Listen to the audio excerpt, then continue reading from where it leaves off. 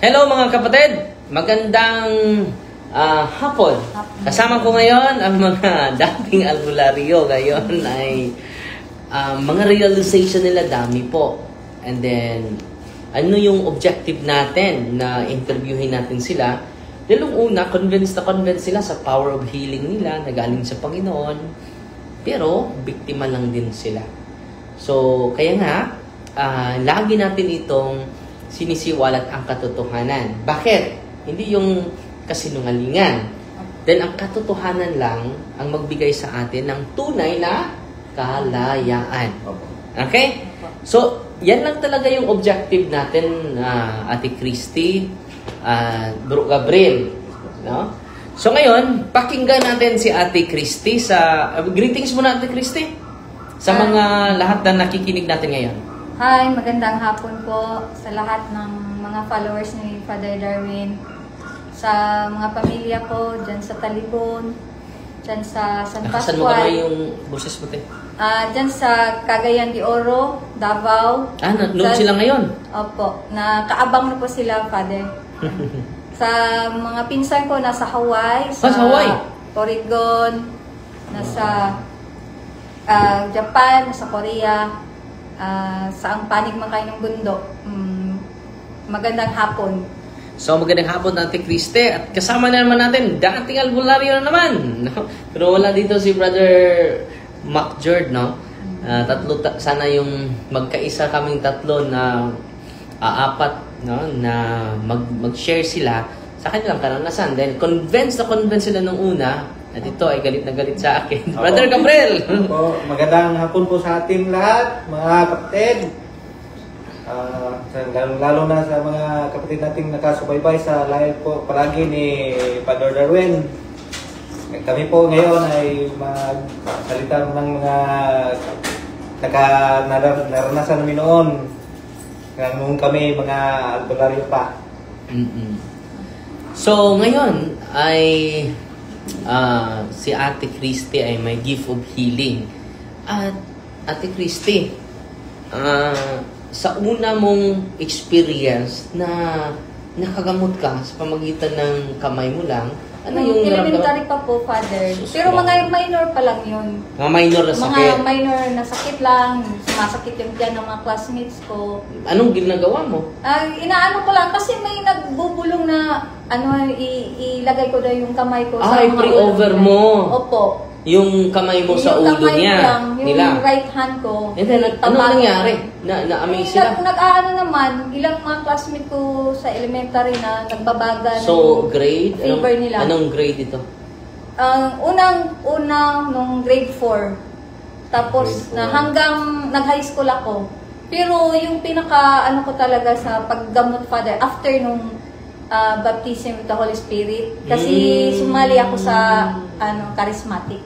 Doon na enhance yung power mo. Kumbaga pang gagamot ko sa Kasi membro ako sa healing ministry sa charismatic dati nung dalaga pa ako that time. Ilang taon ka nun?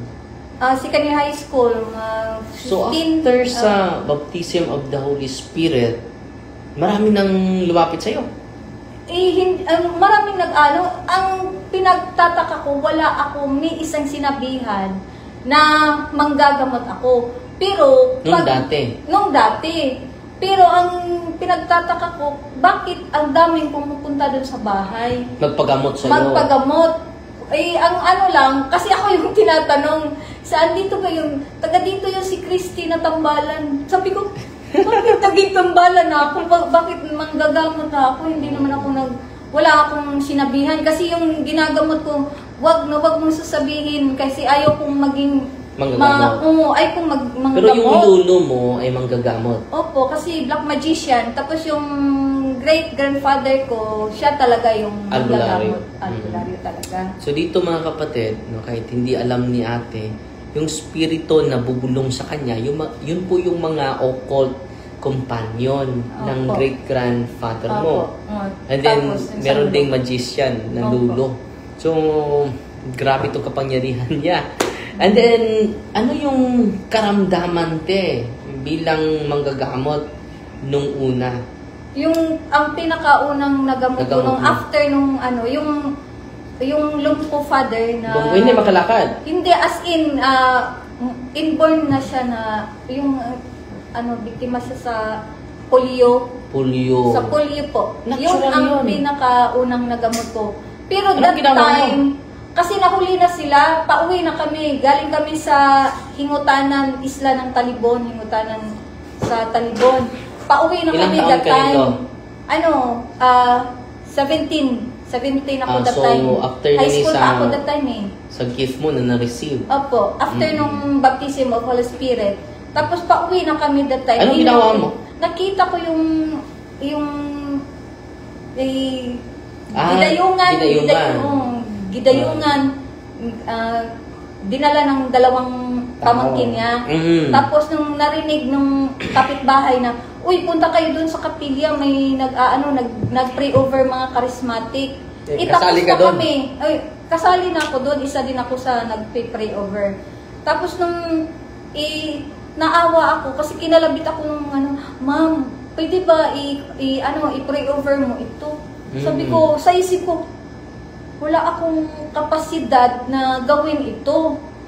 Pero nung... Parang may pa Doubt ako. ka. May doubts pa ako na, talaga bang makapanggamot ako? Ang dami ng question sa utak ko that time, Father, kasi ang kadalasan na ginagawa ko, lahat kaming mga sa healing ministry, kami lahat ang nagpa-pray over. Tapos, nung time, ako lang mag-isa. So na lang. Tapos, may bumubulong, hindi ka ba naaawa? Parang kinukonsensya ako, Father, na, hindi ka ba naaawa? Hindi mo tutulungan? Pero ikaw na lang mag-isa nag-pray over doon. Oo, sabi ko, para hindi kami makita doon sa sa kasamahan ko, sabi ko, doon tayo sa likod, sa gilid ng kapilya. Doon ko pinipray over. Pero may bumulong sa'yo. Opo, sabi niya, Hindi ka ba ang naawa? sinasabi, hindi ka ba naawa? Parang kinukonsensya ako, Father. Nakonsensya ka naman? Nakonsensya, siyempre, may kaalaman naman ako. Bakit, sabi ko, bakit hindi ko gagamitin?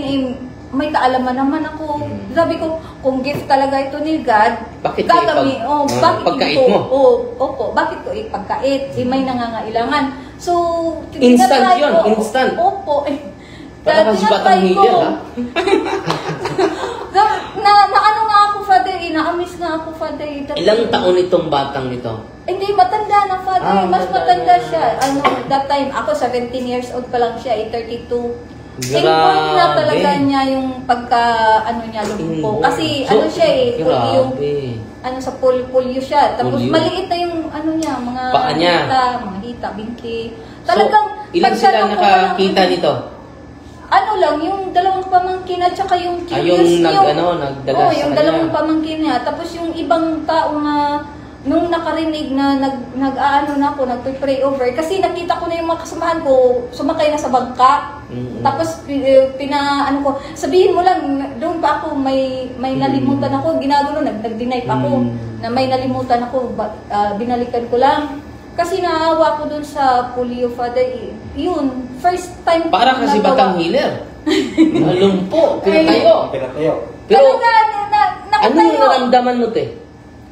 Ang ko, Father, yun na parang una, nung yung kaba ko na hindi ko ma-explain. Tapos yung utak ko nagsasabi na, kaya mo yan, mapagaling mo yan, basta maniwala ka lang sa kakayahan mo. Meron ding bumubulong sa'yo. Opo. Ang basta maniniwala ka lang sa kakayahan mo. Pero Tapos, ang ginamit mo, pangalan ni Kristo. nag-aano pa kami, Our Father pa kami. Sabi ko, sabayan niyo kayong dalawa, sabayan niyo ako, mag-Our Father muna tayo. So, very Catholic.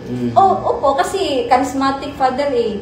Ayun, nung ko na, doon, nagsyalala na yung ko. Nag-speaking in tongue ka. Nag-speaking in tongue na ako. Tapos, naka-close lang yung, pag naggagamot ako, Father, naka-close lang yung mata ko para hindi ako ma-distract.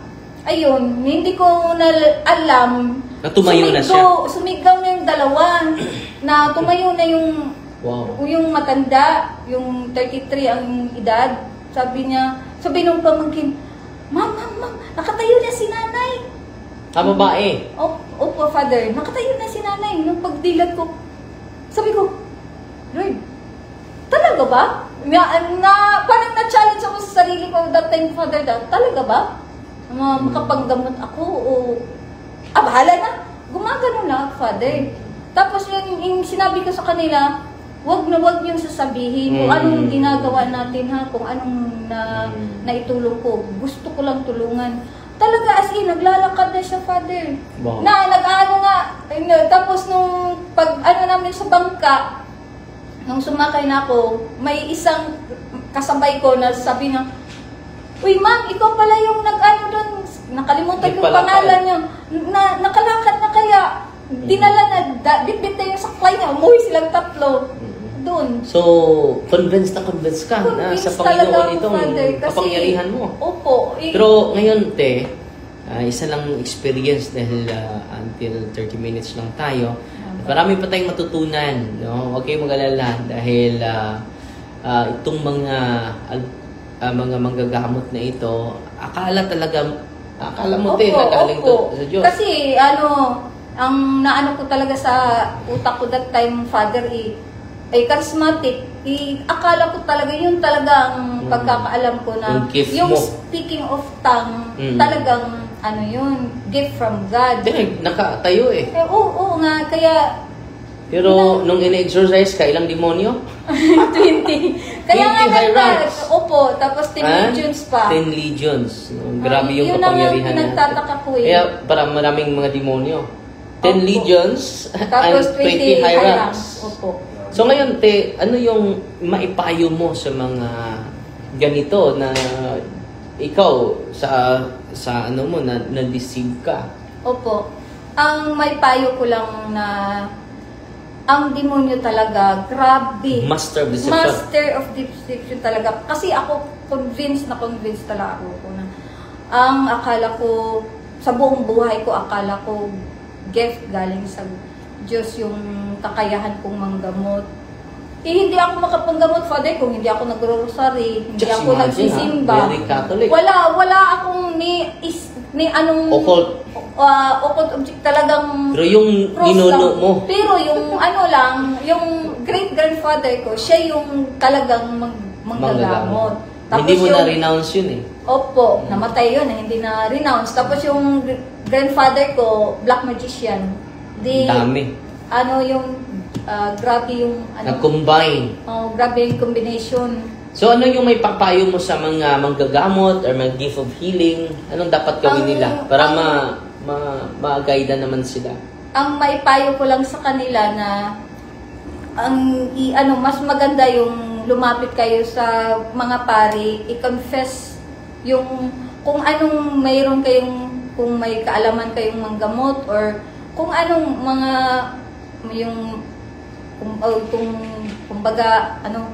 kung albularyo ka, i-confess mo yun sa pari at saka i-renounce mo.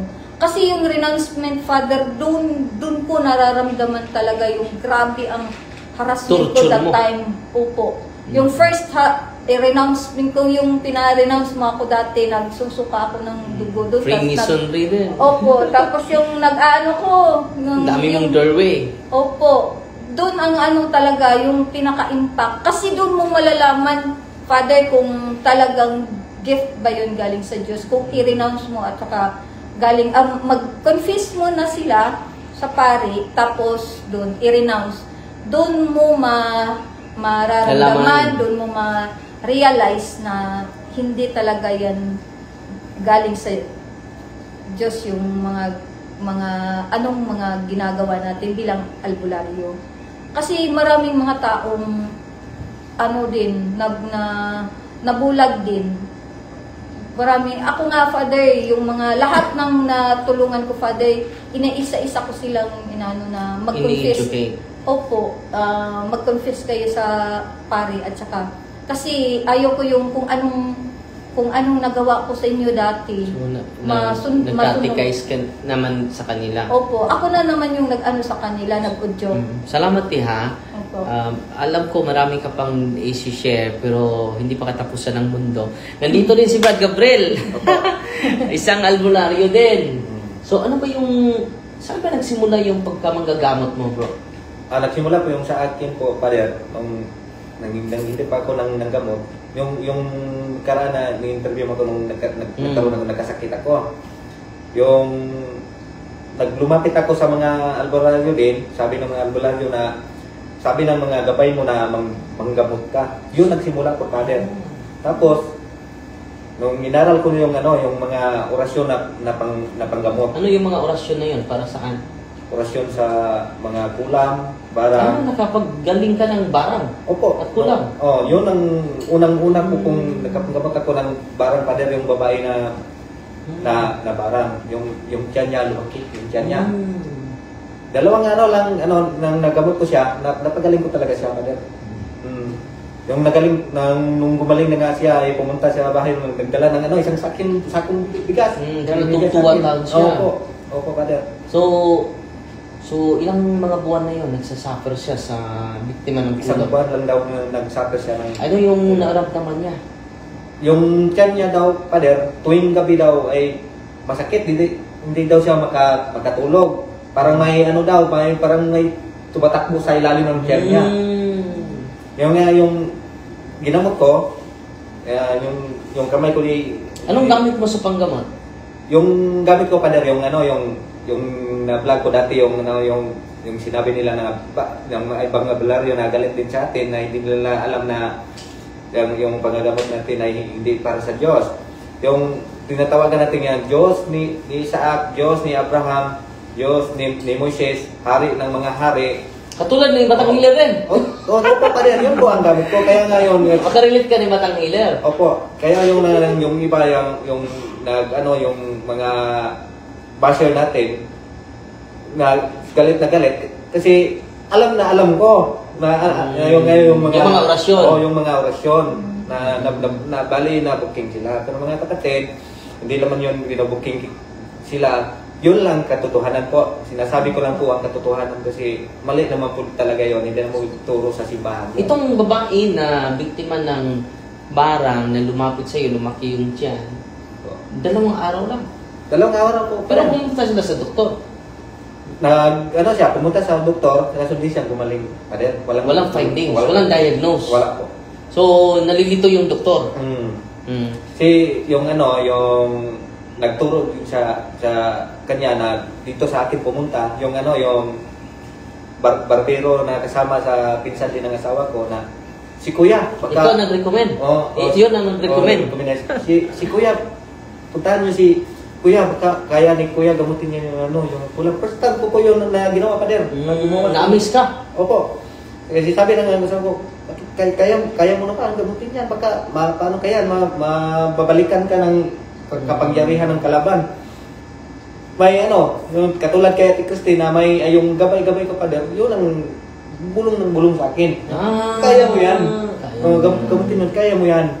Pero meron bang panahon na may lumapit sa iyo na kinulam and then sabi ng abyan mo na hindi kaya natin yan? Opo, meron din, Father, nangyari sa akin na pag sinabi ng gabay ko na huwag mong gamutin kasi mas makapangyarihan pa siya sa iyo. Hindi ko po pinipilit, Father. Ganun. So, prangkahan mo? Opo, hindi ko po kaya yung sakit mo na gamutin. Kasi yung pagagamot namin kasi may level kami, may mas magaling pa sa amin.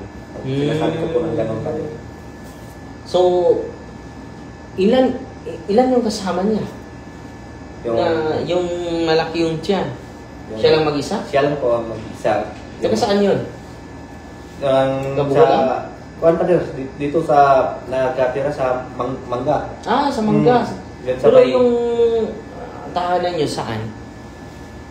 Yung tahanan nila, yung tahanan mo, sa buhay po ako, Father. Sa buhay. So, malapit lang sa inyo. Opo. So, ngayon bro, ano yung naramdaman mo na nakatulong ka? Siyempre namin ako, Father, sabi ko, mas gusto ko pa na ipinalanganin ko pa na sabi ko, marami pa matulungan. Marami pa akong matulungan na Ganun din ako, Father. tao na lumapit sa akin kasi naamis ako sa kapangyarihan mo na yung ibinigay mo sa akin. So, akala mo, galing sa Diyos? Akala ko galing talaga sa Diyos, Father. Ganon. Kaya nabay na pagaling ako na ulam, yun pala siya ay sabi sa mga mga kapitbahay na kung magpagamot kayo, doon kayo pumunta kay Gabriel. Gabriel. So ngayon bro, nung nalaman mo ang katotohanan na hindi pa ka-convinced na ito ay hindi galing sa Diyos, ano nangyari sa iyo? Ang nangyari po sa akin ay yun talaga naipag-isipan ko talaga na surrender sa Before na-convince ka. Nalaman mo na sa demonyo yan. Pero hindi ka pa-convince. Anong reaction mo? Yung reaction ko, yung galit ako sa iyo, yung ganun. Yung reaction ko nga, bakit, yung pagpapawalan. Pakialaman yung kapangyarihan ko nga, galing naman talaga ito sa Diyos. At saka wala naman yung inapakan na tao, at saka nakatulong pa kami sa mga tao. Lalo-lalo na sa mga mahirap. Opo, Father. So, hindi ka ba nag-comment sa live ko nung una? Hindi po, Father. Hindi ko po pinapanood eh. Hindi mo pinanood? Pag nakita ko yung mga pinasa ng mga sa misis ko na yung mukha mo lang na, pag hindi ko na binuksan, pag mukha mo, hindi scroll ko kagad. Diyan na naman si Darwin, hindi nga ako ng Father. Diyan na naman si Darwin. Hilaptahan pari na sabi kong ganun. So ngayon, na nag-surrender ka na bro, ano yung naranasan mo nung natumba ka dito, di ba sa office, natumba ka, nanginginig, conscious ka ba nun? Nung tinanong mo pa ako, Father, conscious pa ako noon. Parang pinigilan ko yung sarili ko na hindi ako mag-react kasi nagkakaya naman maraming taong nakapanood. Tapos dito sa tuhod ko pag kaharap pa lang kita, di ka pa nag-prayer sa akin. Parang kinurinti yung katawan mo. Opo, Father. Ikaw din ba? Tuwing kaharap kita, Father, di ba yung kamay ko, ito yung ginaganon ko na, iniipin ko na. Tama pa.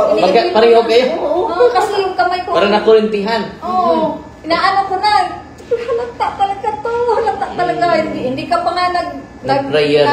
Hindi ka pa nga nag-sign of the cross. Bakit ba tuwing nakikita ko kung paring to? Ang sakit sa mata, pero yung mata mo hindi masakit. Father? Anong liwanag mo ng mukha mo, hindi ko matitigan. Kaya gusto ko lang na palaging nakapikit. Saka yung kahiga ka sa office, di ba? Pag-isip ko ka, malamig ko pero nawala ka doon, nawala ka. Opo, yun lang ang nalaman ko, Father, yung nanginig, yung ditong tuto. Nanginig. So pareho pala yung ngayon ko lang nalalaman yung naramdaman nila mga kapatid. So mas mabuti na ma-interview talaga para malaman din ng mga kapatid natin. At ngayon bro, Gabriel, ano yung mga advice mo sa mga kapatid natin na albularyo? Advice ko lang po, Father, sa mga albularyo na tulad ko, na huwag po kayong mahiya na mag-surrender kung napasyahan nyo naman na mag-surrender kayo. Huwag po kayong mahiya. Kasi alam po natin na yung kapangyarihan natin na hindi galing sa Diyos, tayo lang po ang mag-suffer niyan. Hindi lang tayong mga albularyo, kundi pati na yung mga anak nyo, hanggang sa mga apo nyo ang mag-suffer. Kung meron man nga galit kayo, parang wala niyo sa isip niyo lang na galit niyo kasi si Lucifer po ang may hawak ng pride. Kaya kung nahiya pa kayo, pwede kayong pumunta lang kayo ng sekreto lang. Tulungan namin kayo para lang ma-salba yung kayong kaluluwa. Kayong inyong kaluluwa at saka yung pamilya nyo, buong pamilya nyo hanggang yung mga apo nyo. Kasi kawawa naman din po. At walang interview tayo, may... ito, Father, pinisil mo, tingnan mo. May habang nag-i-interview, yung may... Pinipisil yung habang nagsasalita ako kanina pa, kaya panay na ako ganun. So, yun mga kapatid, no? Inaharas na ako. Yung mga albularyo while sila po ay nagsasalita ng katotohanan. Klarong-klaro na yan, klarong-klaro na yung pula, ni pula, no? So, ginaganon yung ko, feel mo talaga? gustong, kung kung open pa yung psychic ko, kanina ko pa sila naririnig. Eh, ngayon, na-close na yung psychic ko. So, mga physical oppression natin Opo, ang naranasan. yung ano. So, ngayon, mga kapatid, while nag-interview tayo, hinaharas si Ate Christy, may pumipisil. Pinipisil talaga. Pisil, mahina lang? Malakas. Malakas. Kaya nga, kung nahalata ako, gumagano na ako, kasi sakit. Pinipisil ka? Opo, habang nagsasalita ako kanina pa. Sa paa mo din. Opo. May pumipisil din. So, grabe mga kapatid, no? While nag-share sila sa inyo, pinipigil si Ate Christy. Pinipisil, no? Si Ate Christy ay nalibirit na, pero naharas siya nung binigyan siya ng yung anting-anting. occult, anting-anting. Hindi niya alam na anting-anting. Doon, yung mga demonyo sa anting-anting pumasok sa kanya. Opo. Dalawa. So, ngayong sunod na araw ay patuloy pa rin natin siya i-process. And then, so, Brad Gabriel, maraming salamat ha. From time to time, interview natin sila dahil sila yung lubos na nakakaalam sa kanilang experience. Wala ngayon si George, no? Pero sa sunod na mga araw, mga kapatid, i-interviewin pa natin sila dahil mag-prepare sila about occult practices dahil marami tayong matutunan. Si Gabrielo, so impressed sa kanyang kapangyarihan at galit na galit. At si Ate, nag-react na. No? Kahit hindi pa tayo nagsimula sa exorcism. So, magkatulad pa rin sila. Parang nakurintihan. Pero yung sa akin, Father, ito yung dito ko talagang parang kinuha yung ang lakas ko. Kaya yung kamay ko nagagano na yan. Kaya sasabihan mo ako, nag-react ka na, no? Kasi na magkikita mo yung kamay ko, nagagano na, tapos pero si Gabriel na nakurintihan. Dito ba yan? Buong katawan yun, bro? Or dito lang sa tuhod? Dito paakyat dito. Sa paa mo? Tuhod sa paa? Ikaw, buong katawan? Buong katawan ko, Father. Kaya, pag-umpisa mo pa lang, gumaganon ako. Kahit anong pilit kong pigilan, hindi talaga mapigilan, Father. So yan mga kapatid ha, ini-interview natin ito, hindi ako nag-narrate. Gusto kong galing sa kanila. So galing talaga sa kanila yon, yung mga experience, yung religious encounter or spiritual struggle ng dalawang ito. At sa awa ng Diyos, sa kanilang inaalay na nila yung sarili nila, sakripisyo. At ito po ay sakripisyo talaga dahil tingnan mo sa Ate Christy ay pinisil ng grabe, masakit. So, kita nyo yung para maklaro, ayan po, ayan pinipisil yan habang at hindi lang yan, napapasok ka pa. Opo. Diba? Maraming paso. Ano Tagalog paso? Sunog. Marami siyang sunog. Sa buong katawan niya, parang sinusuntok siya. Tapos yung daming pasa. Tapos yung pag binuhos daw yung holy oil, nag-uusok daw yung buong katawan ko. Yan po, karanasan lang nila yan ha. So, yan ang rason natin, objective natin para marami pa tayong matutulungan. At meron pa tayong interviewin, 4 sila po, galing Panabo.